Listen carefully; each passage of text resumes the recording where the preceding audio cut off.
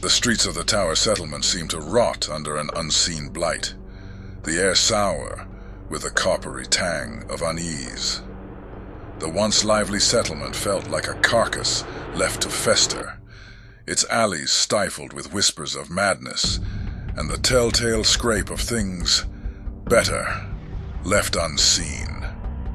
A lone civilian shuffled through the narrowing lanes, their gait quickening as shadows seemed to pulse and swell in the corner of their vision. Above, something growled, a deep, guttural vibration.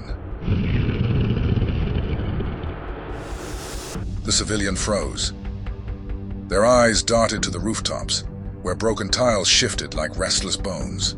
Sweat prickled down their neck as the growl turned into a low, resonant chittering that wrapped itself around their spine and pulled tight.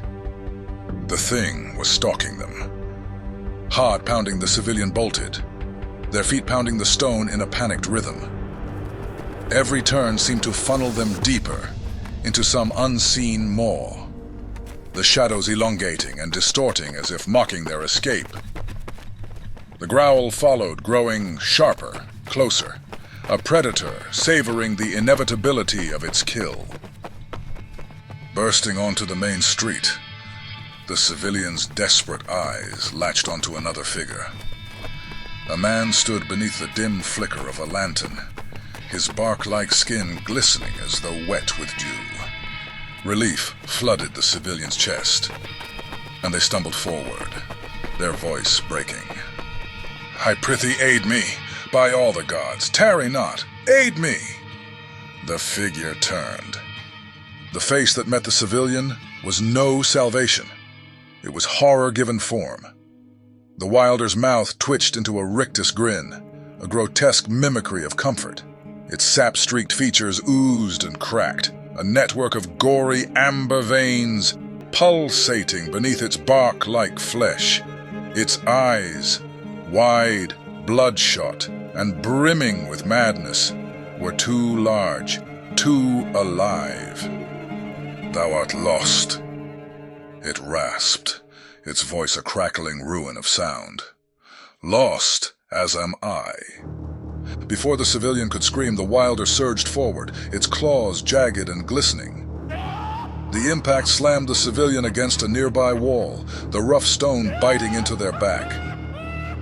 A feral snarl ripped from the Wilder's throat as its fingers plunged toward its prey's face. The nails raked against flesh, prying and tearing with the care of a frenzied butcher. With a wet, sickening pop, the Wilder tore away the man's eyelids, leaving raw, bleeding sockets that refused to close. Blood streamed down the civilian's cheeks as their scream twisted into a gurgle, their voice drowned beneath the Wilder's guttural laughter, a sound that dripped with lunacy and triumph. The Wilder staggered back, holding the ruined eyelids aloft like some profane relic.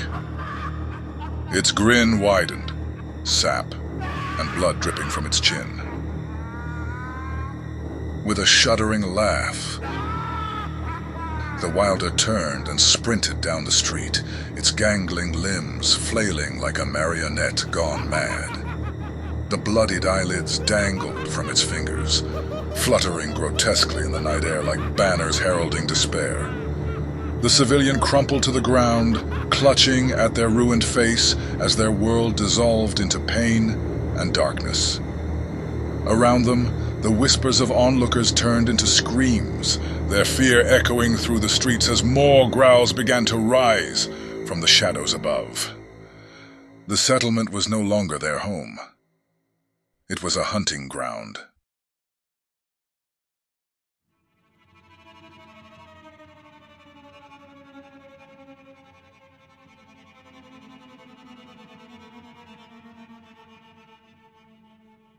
The quiet of the lane outside Oiji's home carried an odd stillness, broken only by the rhythmic crunch of brittle detritus underfoot. Willem Toth knelt near the doorway, his weathered hands prying loose a cluster of grave pods from the cracked cobblestones. The black bulbous growths glistened faintly in the dim light, their slick surfaces sticky to the touch. When Willem split one with practiced fingers, its core oozed a viscous amber resin, exuding a sharp, pungent aroma. "These shall do well enough," Willem muttered, stowing the pods in a worn satchel slung across his shoulder. Alongside them rested his earlier finds, twisted hollow vine roots, shards of morn bark, and crumbled ash fern fronds. The meager bounty of a land slowly strangling under the weight of its own decay. Behind him, Nazareth's towering figure cast long shadows over the cobbled lane. His eyes, cold and sharp as whetted steel, flicked between Willem's work and the sealed door of Oiji's abode. Though his stance was outwardly calm, his voice betrayed a creeping impatience. "Toth," he began, his words deliberate and biting. "Dost thou plan to toil all night, Toth?" Nazareth drawled, his voice low and smooth but seething with impatience. "Thou hast promised a meal most splendid, yet here thou art, filthy-handed and lost amid thine weeds. Tell me, dost thou intend to serve me dust and stone, or shall my patience be rewarded in full?" Willem straightened slowly, dusting his hands against his trousers. His face, lined with the wisdom of centuries, was calm but firm as he met Nazareth's gaze. "Thou shalt eat," he said evenly, "and thou shalt eat well. But alchemy doth not favor haste, and food worth its promise requireth patience. The meal thou seekest shall be prepared when 'tis ready, and not before." Nazareth's lips curled into a thin smile, devoid of warmth. "Patience," he echoed, his tone mocking. "Aye, a virtue, thou sayest, yet scarce is it to be found when one standeth upon the brink of death. Thy words are sweet, Toth, but thy deeds I find wanting. Shall I then rely on thy promise, as others have done? Or shalt thou disappoint, like all the rest?" Willem's shoulders stiffened, though his reply was measured. "Thou art free to doubt me, Nazareth, yet I keep mine oaths, unlike many thou hast dealt with. The meal shall be thine, and it shall serve thee true, but only when the time is right." Nazareth regarded him in silence, the smirk still playing on his lips, though his gaze darkened. "See that thou dost," he murmured, his voice quiet but laden with menace. "Else thy alchemy shall find a new purpose, mending the wounds thou wouldst earn from mine displeasure." Before Willem could reply, motion at the far end of the lane caught both men's attention. A figure burst from the shadows, a mad wilder, its jerking movements unnatural, its amber-streaked form glinting faintly in the dim light. Willem's sharp eyes followed its erratic strides, noting the bloodied object clutched in its gnarled hands. "Another?" Willem said softly, his hand instinctively gripping his staff. The runed carvings along its length seemed to shimmer faintly in the growing gloom. "Aye," Nazareth muttered, his voice low, "and bolder by the day. The poison in the woods hath reached our very streets." Moments later, another figure barreled down the lane in pursuit. Samuel Andrews, his broad frame unmistakable, moved with the grim purpose of a hunting hound. The chain whip at his side clinked faintly with every stride, its metallic gleam catching the faint light. "Hold, Andrews!" Willem called out, his tone calm but urgent. "What seekest thou? Doth this wilder bring thee harm?" Samuel's head snapped toward them briefly, his expression a storm cloud of grim determination. "The wilder!" he bellowed. "Stand not idle. Its madness claimeth the blood of innocents. Join me, or keep to thy weeds." With that, Samuel surged onward, his strides devouring the distance between him and the wilder. His heavy footfalls echoed briefly before fading into the gloom. The two men stood silent for a moment, the air heavy with the tension of what they had seen. Willem's grip on his staff tightened as he exhaled slowly. "It worsens," he murmured. "The poison takes them all." Nazareth chuckled softly, though his tone was bitter. "Well then," he said, his voice smooth but mocking, "shall we join yon hound in his fruitless chase? Or dost thou yet dream of stews and potions whilst the world crumbleth about thee?" Willem turned to him, his gaze calm, yet unyielding. "Patience, Nazareth," he replied. "Not every foe is meant to be met with steel. To rush blindly is to court ruin." Nazareth's smile widened, though his eyes were cold. "Ever the wise one, Willem Toth, pray thy wisdom doth not fail thee, ere the world doth." Their eyes locked for a moment, before both turned back toward the empty road, the echoes of pursuit fading into the distance.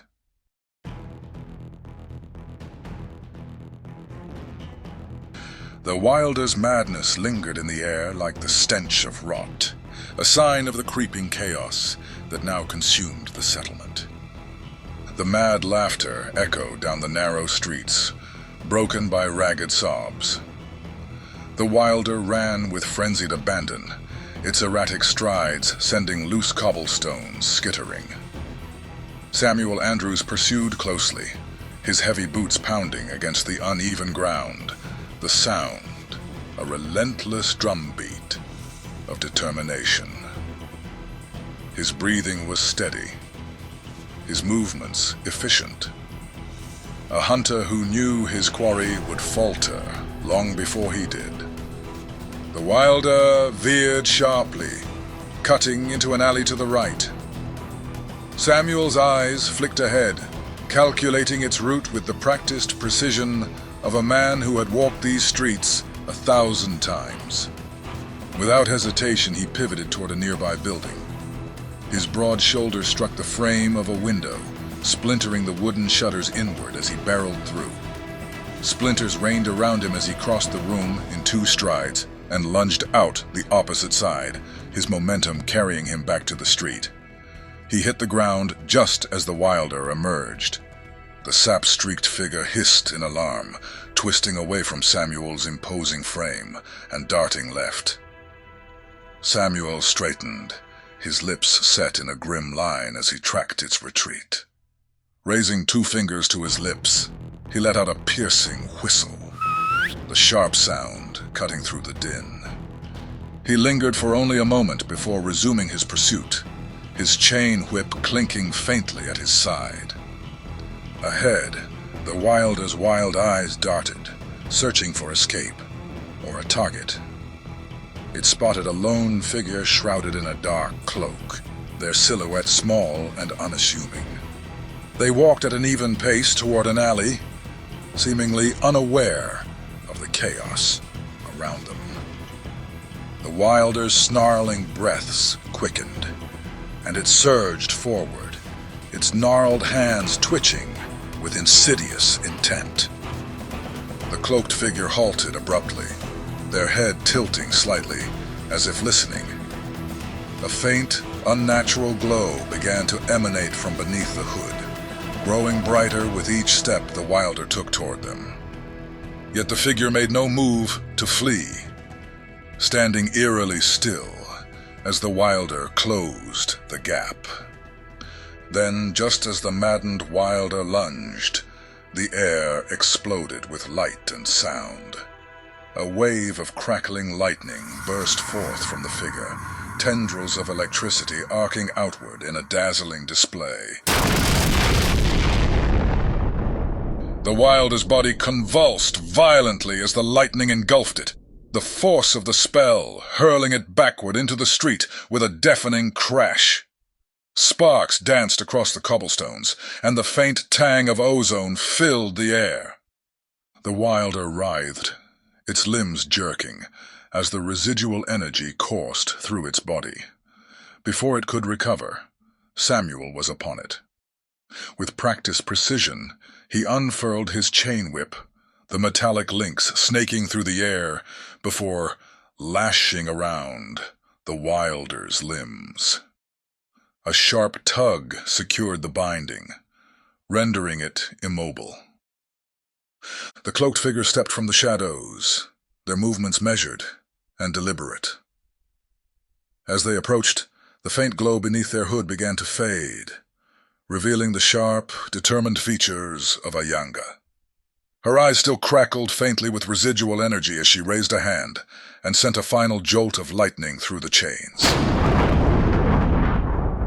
The wilder spasmed once more, its snarling breath faltering into unconscious silence.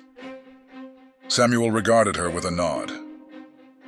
"Good timing," he said gruffly, hefting the wilder's limp form over his shoulder. The fool, near, took another. Ayanga's voice was calm, but firm. "It would not have," she said. "Yet, haste is wise. Let us not tarry." Without another word, the two turned back toward the direction of the Golden Bough, Samuel leading the way with the subdued wilder slung across his broad shoulders. The faint crackle of energy dissipated into the night as Ayanga followed, her steps steady and silent.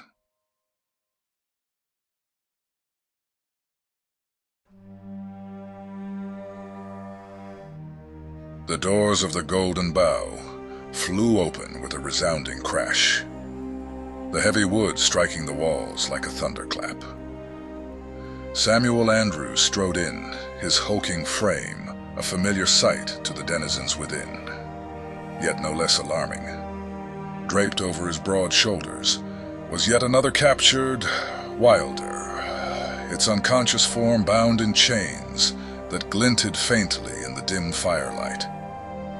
Whispers rippled through the common room, hushed tones laced with fear and weariness. The sight was becoming routine, a grim reminder of the past several days. The wilder migration had brought chaos to the settlement, unprovoked attacks, feral verdant stalkers raiding food stores, and rogue patrols, stretched thin, defending the streets. The strain weighed heavy on all who remained, and every captured wilder only seemed to deepen the air of helplessness. Samuel made no pause in his steps, his boots pounding across the stone floor as he disappeared into the infirmary wing at the back. Following him, Zinhera stopped just short of the doorway, her sharp eyes catching the faint trembling of a hand as one of the denizens clutched their tankard. She exhaled, steadying herself, and turned her gaze toward the main hall where Eden stood at the center, surrounded by ledgers, sacks, and barrels of dwindling provisions. Eden moved with quiet authority, her hands and words in constant motion. 1/4 ration per household, she said to a young man in patched leathers, her tone soft yet firm. Mark it so in the ledger, and ensure none stray above their portion. Every grain is needed. The man nodded, scribbling furiously as Eden's focus shifted to a woman stacking jars of dried fruit. Move those to the back, lest the heat spoil them faster, Eden instructed. Her calm demeanor masked the intensity of her work, the weight of every decision etched in the tightness around her eyes. Zinhera approached, her voice gentle but clear. Thou rationest well, Eden, she said, casting a quick glance over the scattered supplies. Yet some errors I see in thy calculations. Mayhap I might aid. Eden arched a brow, a faint smile curving her lips. If thou hast wisdom to spare, Zinhera, 'tis gladly received. What dost thou see? Zinhera crouched by a barrel of grain, her fingers brushing the markings etched into its surface. This portion is marked for 2 weeks, yet it shall not suffice even half as long for a man of strength, she said. The body requireth more than volume. Balance must we keep, grains, salts, and fibers in their measure. Eden's eyes lit with recognition, and she nodded. Aye, and water must we account for as well. Without, even the fullest stomach shall falter. Zinhera smiled faintly. Precisely. Mark then, if thou wilt, for each man, no less than half a pound of grain, but offset with half as much dried fruit, for strength without rot. Eden tilted her head, her mind racing as she built upon Zinhera's insight. And dried meats, aye, salted, that they preserve long. We shall adjust the tallies and move the excess from the east wing to secure storage. 'Twill guard against further losses. As the two women worked, their synergy became evident, each thought building upon the others until a structure emerged. A rationing plan so precise, it left no margin for error. Yet as Eden double-checked the figures, her expression darkened. Here, she said, her tone edged with suspicion. This tally, 'tis short, a discrepancy. Zinhera leaned in, her brow furrowing. Not the work of beasts, she murmured. These errors, they speak of hands, not claws. Aye, Eden agreed, her voice tight. Hands that steal from us.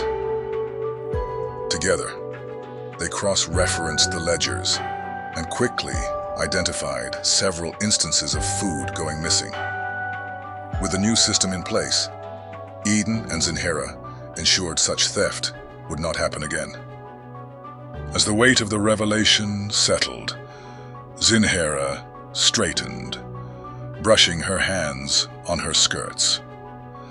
I must return to Samuel, she said. But before she could step away, a voice, smooth and cutting, rang out behind her. Zinhera! She turned to see Nazareth Lord entering the hall, his sharp gaze fixed on her. Beside him, Willem Toth followed, with a weary expression. Nazareth's smirk was faint, his tone low but brimming with menace. I trust thou hast not forgotten our accord. Zinhera's expression tightened, though she kept her voice calm.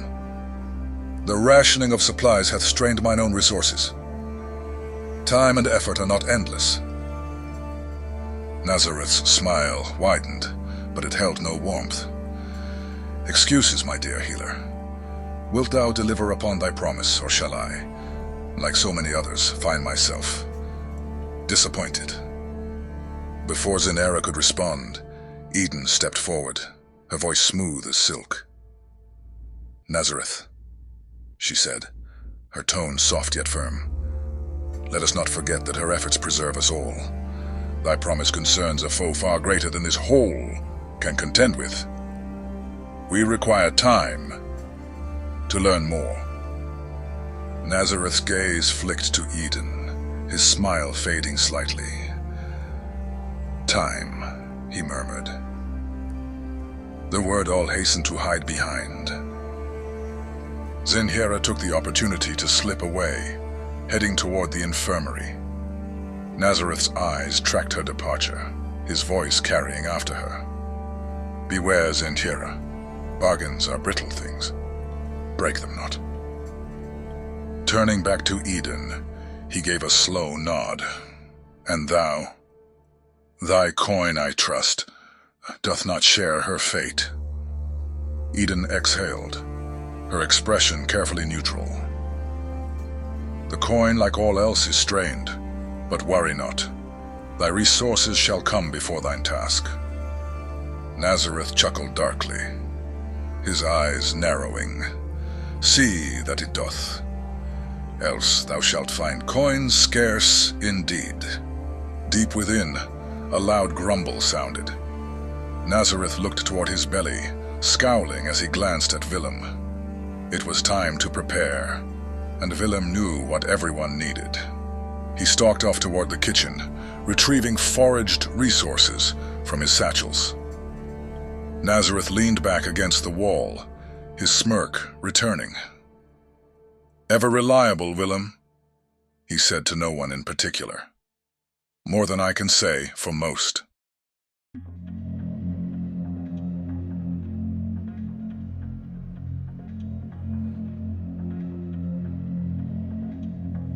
In the oppressive silence of the seven-path tunnels, pressed against the air, the faint drip of water from unseen cracks, the only sound to break the void.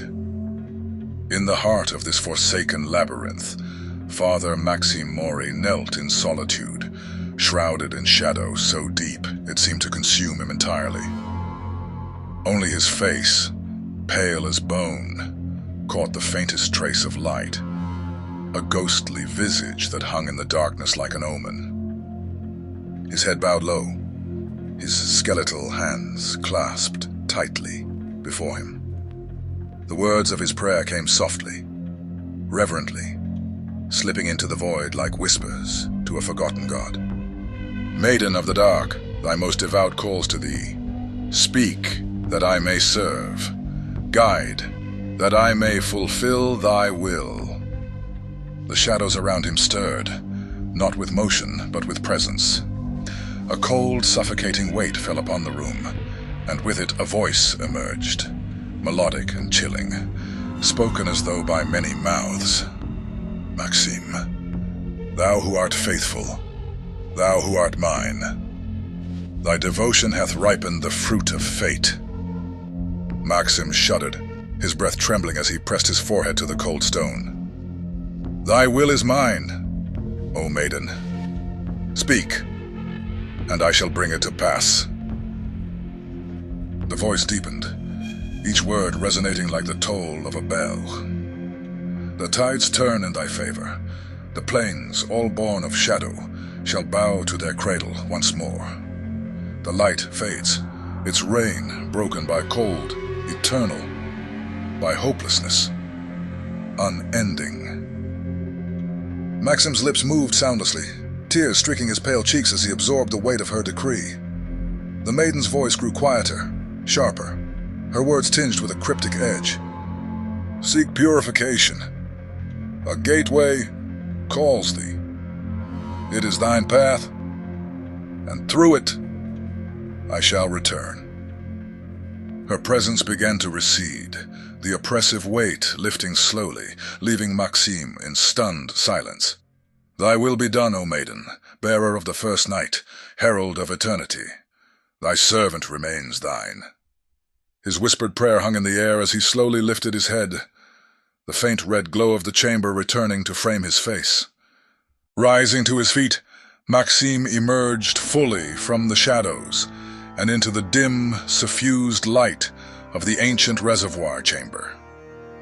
Before him lay the vast pool of black water, its surface unnervingly still, yet faintly glistening, exuding an eerie sense of depth and foreboding. He stepped closer, his gaze unwavering, his faith as immovable as the stone walls that encased him. Behind him, the sound of rustling robes announced the arrival of a figure. A cultist, cloaked in black, approached hesitantly, their head bowed. "Father Mori, I bring grave tidings. The golden bough hath tightened its grasp upon the food supplies. We can no longer siphon from their stores unnoticed. This, however, I offer thee, what little I possess." The cultist extended a meager bundle of bread and dried meat, with trembling hands. Maxim turned, his pale eyes settling on the offering. For a moment, he was silent, his gaunt face unreadable. Then with a slight shake of his head, he spoke, his voice soft yet firm. "Keep it. Thy faith, not thy flesh, is what shall sustain thee." My fast is a purpose beyond this world. Worry not for me. The cultist hesitated, but bowed again before retreating into the shadows. Another figure emerged, moving silently.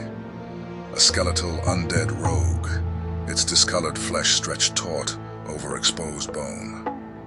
The rogue stepped behind Maxime and, with mechanical precision, untied his cloak.